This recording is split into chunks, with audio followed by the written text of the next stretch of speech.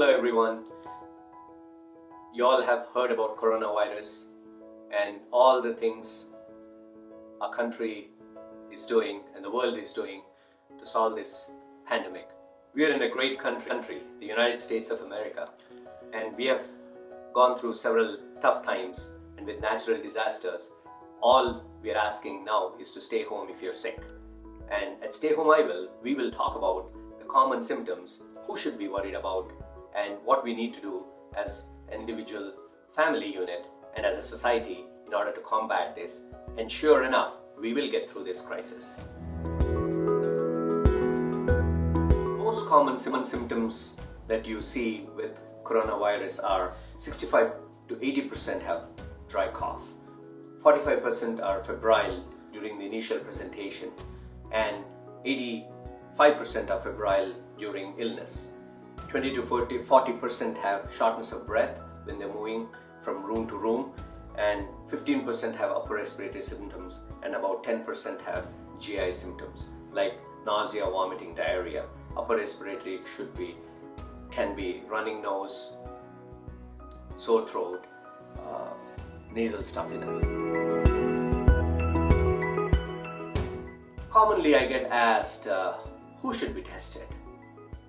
Not everybody who has symptoms need to be tested, and we have limited supplies for testing, and the high-risk individuals are the one who get screened. And just because you want to get tested doesn't mean that you'll get tested.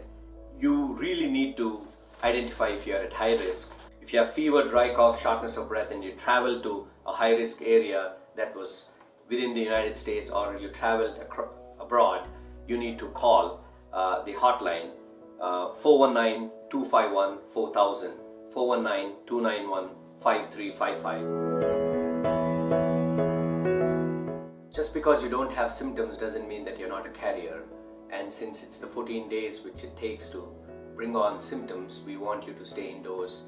And while you're indoors, you still have to follow the social isolation procedures, follow the good things that you can do. Wash your hands often, cough into your elbow, don't touch your face, stay more than 3 feet apart. If you're sick, stay home. And what a better way that at Stay Home this is what we like you to do.